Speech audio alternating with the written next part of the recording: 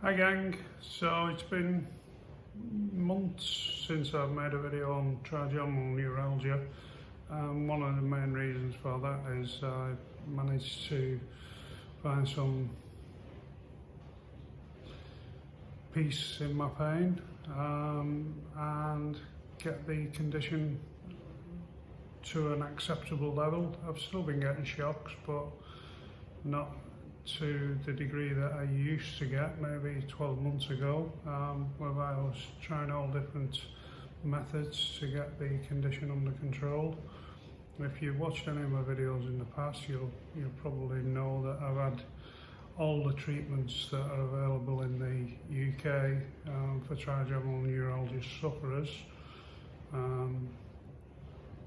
and nothing worked. So I've had the MVD, I've actually got a balloon under my cheek 2 years ago. I had that put in. I was on 1,000 milligrams of carbamazepine at one point per day. I was taking venlafaxine, pregabalin, duloxetine at one point, methadone, ketamine, you name it, I've had it for the pain. And around about May 2018, I made a decision to come off all the drugs because the pain was really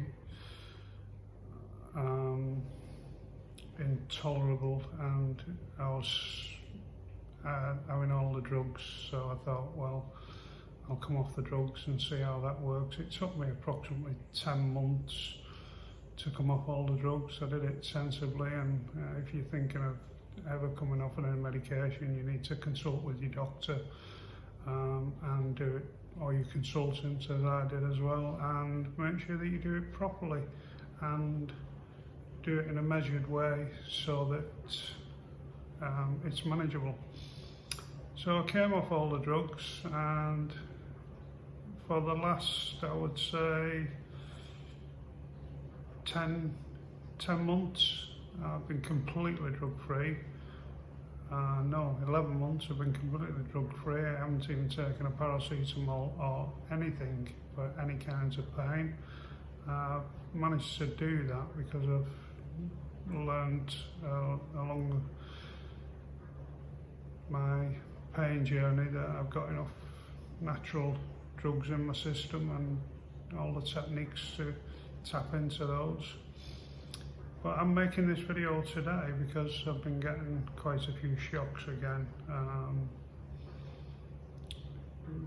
especially today, to the point where I've been screaming out in pain.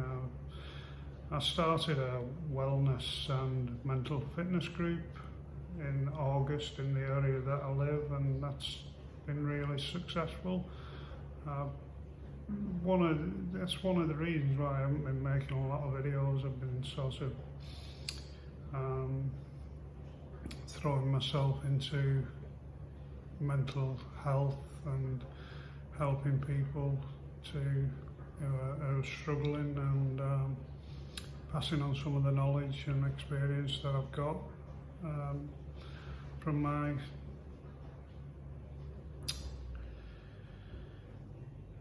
my struggles with pain and mental fitness. So that's been going okay, but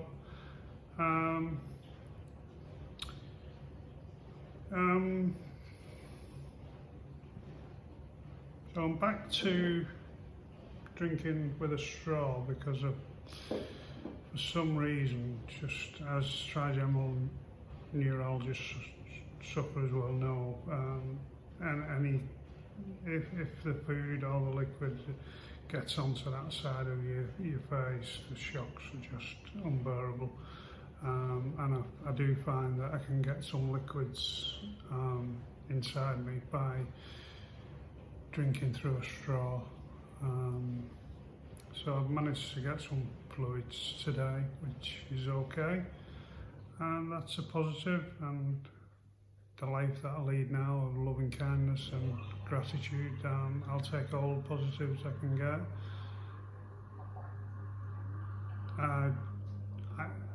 I don't really like talking about the trigeminal neuralgia or the chronic pain that I have from my back, from the sciatica, and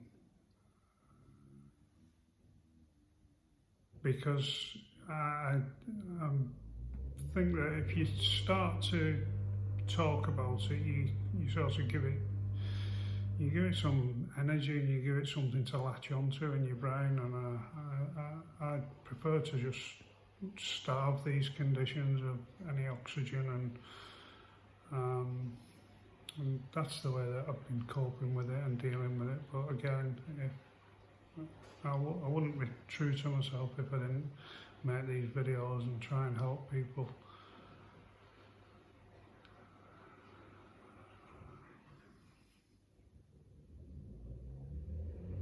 It's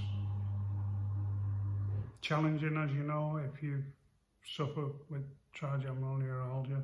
The things that you take for granted, eating, talking, laughing, yawning, just trying to basically keep yourself clean, have a wash. It's important. I went nearly 2 years without being able to clean my teeth because they were that tender to touch. So all the things that you take for granted pretty much, well, they're impossibly painful. So you do manage to just learn to cope and get round these issues, but it's funny really, because I've been trying to sort of calm myself down and just take my mind off the shocks today, and just watching a little bit of TV, and there's a comedy on, and I started laughing, and then you get the shocks. So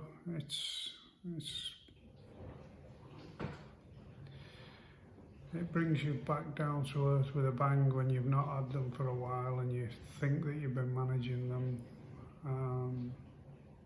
But you know, with this condition, once you get it, you've got it for life, unfortunately. So it is learning to cope in the best way that you can. And yeah, it's challenging, yeah, it's difficult. I no longer say that I suffer with the condition, because I don't. I've learned to accept it, and I get on with my life.